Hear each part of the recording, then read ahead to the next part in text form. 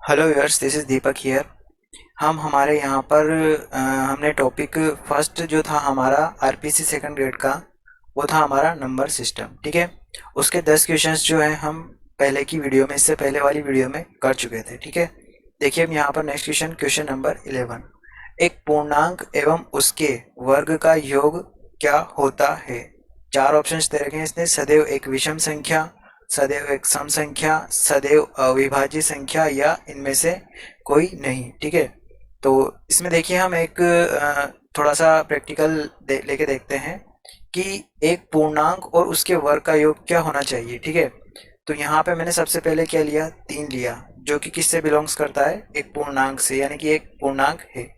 तो 3 में जब मैं उस 3 का वर्ग जोड़ूंगा तो 3 + 9 बराबर 12, जो कि क्या है, एक सम संख्या प्राप्त होती है। ठीक है। अब ये मैंने यहाँ पे 3 के लिया था एक विषम संख्या। अगर मैं यहाँ पे एक सम संख्या लेता हूँ जो कि है 2, जो कि क्या है, पूर्णांक है, और मैं 2 में 2 का वर्ग जोड़ता हूँ तो 2 + 4 बराबर 6, वो भी क्या आता है, एक सम संख्या आती है। अगर मैं पूर्णांक 0 लूँ, 0 भी क्या है, एक पूर्णांक ही है। अगर मैं इसको लूँ और मैं इसका स्क्वायर करके जोड़ूंगा तो 0 + 0 0 ही आना है। ठीक है। तो 0 भी क्या है, एक सम संख्या बोल सकते हैं इसे भी। ठीक है। सम संख्या तो नहीं बोलेंगे वैसे, लेकिन ये सभी क्या आ जाएंगी, सम संख्या आ जाएगी। ठीक है। तो इसका सही आंसर क्या होगा, सदैव एक सम संख्या होगा। ठीक है। नेक्स्ट क्वेश्चन है हमारा क्वेश्चन नंबर 12। संख्या वर्गमूल, ठीक है, अंडर रूट लगा रखा है और यहाँ लिखा है 1452/1872 होती है, ये किस प्रकार की संख्या है? प्राकृत संख्या है, पूर्णांक संख्या है, परिमेय संख्या है, या अपरिमेय संख्या है? सबसे पहली बात, प्राकृत संख्याएं होती है हमारी कैपिटल एन। ठीक है, नेचुरल नंबर्स, वो स्टार्ट होते हैं हमारे 1 से लेके 2 3 4 अप टू इन्फिनिटी तक नेचुरल नंबर्स होते हैं। उसके बाद पूर्णांक, पूर्णांक में आते हैं जेड, जेड में आ जाते हैं आपके माइनस इन्फिनिटी, और इधर से लेके -2 -1 0 1 2, सभी प्रकार के पूर्णांक आपके इसमें शामिल हो जाते हैं, ऋणात्मक भी और धनात्मक भी। परिमेय संख्याएं क्या होती है? परिमेय संख्याओं में आती है आपके ऐसी संख्याएं, ऐसी वास्तविक संख्याएं जिनको p/q रूप में लिख सकते हो, और जहाँ पे q नॉट इक्वल 0 होना चाहिए। ठीक है, ऐसी संख्या आपके परिमेय हो जाएगी। और अपरिमेय संख्याओं में वो संख्या आएंगी जिनका आपके जो है ये वर्गमूल जो होता है ना, ये वर्गमूल में से बाहर ना आ पाए, मतलब इनके पूर्ण, मतलब अभाज्य गुणनखंड करने पर पूर्ण रूप से ये बाहर ना निकल सके अंडर रूट से। ठीक है। तो देखिए इसमें हमने इसको चेक करा, तो हमने क्या किया, 1452 के अभाज्य गुणनखंड करे। ठीक है। 1452 के अभाज्य गुणनखंड करने पर हमें मिला 2 × 2 × 3 × 11 × 11। ठीक है। ये 1452 के हमने प्राइम फैक्टराइजेशन कर दिए। तो ये किसके बराबर आ जाएगा आपके, इसका वर्गमूल जब मैं लूंगा तो ये पेयर बन के बाहर आ जाएगा 2। ठीक है। 11 का पेयर बन के बाहर आ जाएगा 11, लेकिन अंडर रूट के अंदर क्या बचेगा आपका, 3 बचेगा। तो ये आ जाएगा आपका 22√3 के बराबर। तो इसी को मैं ऐसे लिख सकता हूँ, 22√3/1872। अब ये तो कैंसिल आउट होगा, लेकिन हमेशा ये तो बचा रहेगा अंश में। ठीक है। और √3 क्या है, एक अपरिमेय संख्या। कैसी संख्या है, अपरिमेय संख्या है।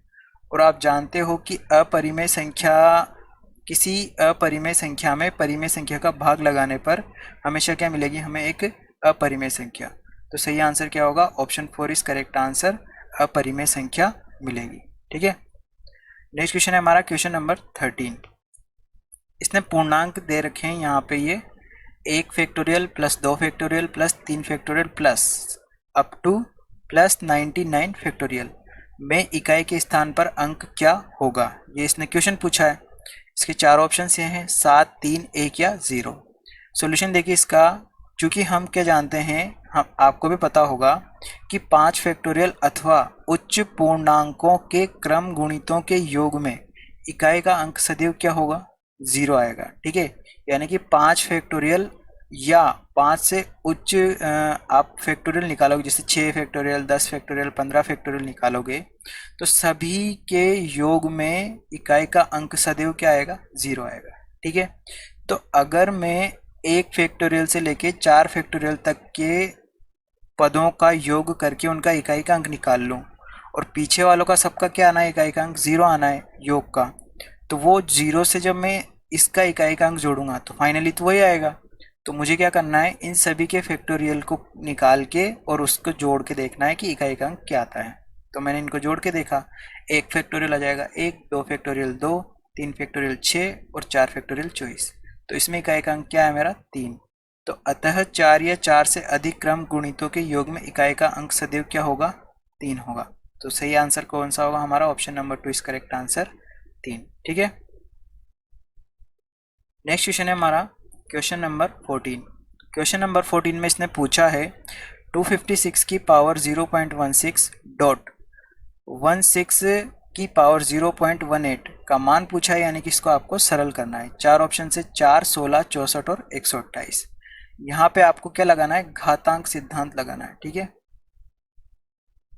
घातांक सिद्धांत आपको यहाँ पर अप्लाई करना है। ठीक है, घातांक सिद्धांत में आपको सबसे पहले क्या करना है कि ये इसने दिया हुआ है। ठीक है, सबसे पहले मैंने क्या किया, इस दशमलव को हटाया तो यहाँ पे 0 आ गई। ठीक है, यहाँ पे ये 1, 6 है। ठीक है, 1 और 6 16, तो यहाँ पे मैंने दशमलव हटाई, नीचे 100 आ जाएगा। ठीक है, इसके बाद 256 को मैंने लिख दिया 16 का स्क्वायर इंटू, बीच में इंटू था, 16 को रख दिया वापस 4 का स्क्वायर, और यहाँ 0.18 का मैंने दशमलव हटा लिया। इसके बाद यहाँ आ जाइए, ये आ जाएगा 16/100 और 18 को लिखा मैंने 9 × 2। फिर इसके बाद यहाँ जाओ, यहाँ पे क्या किया मैंने, यहाँ पे 16 स्क्वायर तो ये तो एज इट इज़ रहने दिया, और यहाँ पे जो ये 2 था, ये 2 को मैंने इस 16 के स्क्वायर के ऊपर ले आया। आधार समान है दोनों, तो ये क्या होगी, घातें, ये 16/100 और 9/100 आपस में क्या होंगी, जुड़ जाएगी। तो 16/100 प्लस 9/100 कितना आएगा, 25/100, और ये किसके बराबर होगा, ये काटेंगे आप तो 1/4 आ जाएगा, और उस 1/4 से क्या होगा, 2 गुणा में हो जाएगा ये अंदर की घात वाला। तो होगा क्या कि 16 की पावर 1/2, और पावर 1/2 का मतलब क्या होता है, 16 का क्या निकालना है मुझे, वर्गमूल निकालना है, और वर्गमूल कितना आएगा, 4। तो सही ऑप्शन कौन सा होगा हमारा, option 1 is correct answer, 4। Next question देखिए, क्वेश्चन नंबर 15।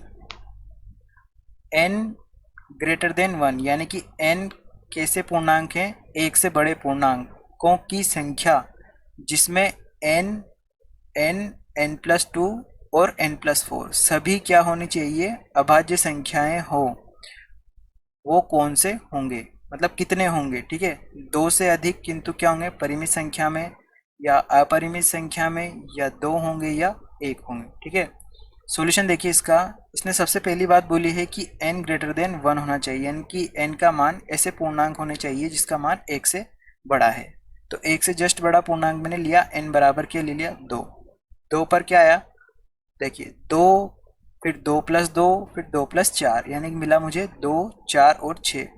अब यहाँ पर ये पूछ रहा है कि सभी क्या होना चाहिए, अभाज्य संख्या होनी चाहिए, लेकिन यहाँ पे 2 तो क्या है, सबसे छोटी सम अभाज्य संख्या है। सबसे छोटी सम अभाज्य संख्या कौन सी है, 2। लेकिन 4 और 6 क्या होगी, भाज्य हो गई, तो यानी कि ये इसको नहीं लेना। इसके बाद n बराबर 3 लिया मैंने, 3 लेते मुझे मिला 3, 5 और 7, सभी क्या है, कैसी संख्या है, अभाज्य संख्या है।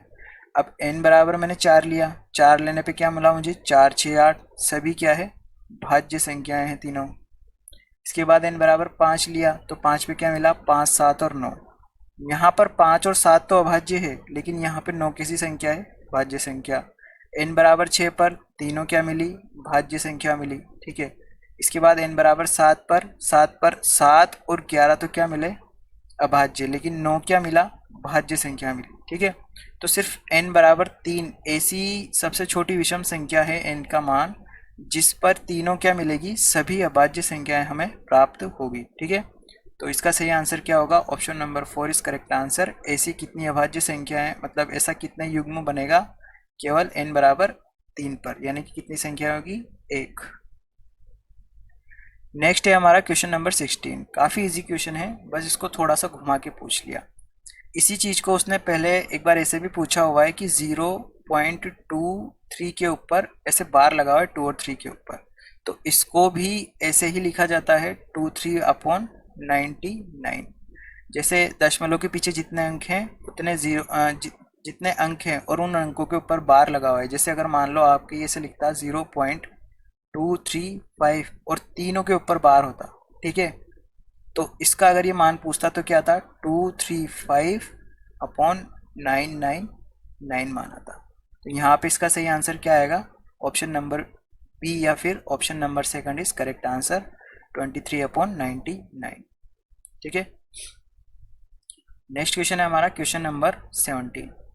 प्रत्येक विषम अभाज्य संख्या किस रूप की होगी, यानी कि प्रत्येक विषम अभाज्य संख्या को हम इनमें से किस रूप के द्वारा निरूपित कर सकते हैं। ठीक है, तो चार ऑप्शंस ये हैं आपके सामने। सबसे पहली बात, विषम संख्या के लिए हम इनको चेक कर करके देखते हैं। ठीक है, सबसे पहले मैंने चेक किया ऑप्शन नंबर 1। यदि मैं n बराबर 1 लूँ, ठीक है, तो n बराबर 1 लेने पर क्या मिला मुझे, 5 मिला। ठीक है, 5 या इसने यहाँ पे जो चिन्ह लगाए या लगाया, ठीक है, या तो 5 मिला या क्या मिला, 1 मिला। ठीक है, या तो 5 मिला या 1 मिला। फिर उसके बाद मैंने n बराबर 2 रखा, n बराबर 2 पर क्या मिला, 7 मिला और 5 मिला। ये भी विषम है, ये भी विषम है, ये भी विषम है और ये भी विषम। ठीक है, और ये भी अभाज्य है, ये भी अभाज्य है, ये भी अभाज्य है और ये भी अभाज्य है। ऑप्शन नंबर सेकंड चेक किया मैंने, n बराबर 1 लिया, n बराबर 1 लेने पर क्या आया, 3 आया और 1 आया। n बराबर 2 लिया तो क्या मिला मुझे, 15 मिल गया, जो कि क्या है, मेरी भाज्य संख्या, जबकि मुझे क्या चाहिए, अभाज्य। तो ऑप्शन नंबर 2 क्या हो गया मेरा, गलत।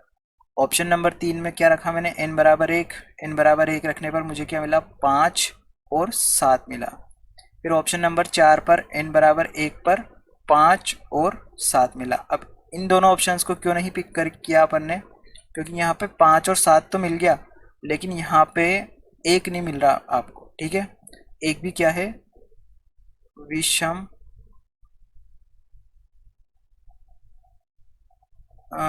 अभाज्य संख्या, जबकि आपको ये संख्या 1 इन दोनों से प्राप्त नहीं हुई। ठीक है, तो यानी कि सही आंसर क्या होगा हमारा, option 1 is correct answer. Next question है हमारा क्वेश्चन नंबर 18। क्वेश्चन नंबर 18 में है, अशून्य परिमेय संख्याओं एवं अपरिमेय संख्याओं का गुणनफल क्या होगा, सदैव कैसा होगा। चार ऑप्शंस ये हैं। अब अशून्य परिमेय संख्या और अपरिमेय संख्या का जब हम गुणा करते हैं तो आपको पता है कि जब एक परिमेय संख्या और अपरिमेय संख्या का या तो गुणा करूं या भाग करूं, तो इनसे क्या मिलेगा, मुझे हमेशा एक अपरिमेय संख्या ही प्राप्त होगी। ठीक है, तो क्या मिलेगी मुझे, एक अपरिमेय संख्या।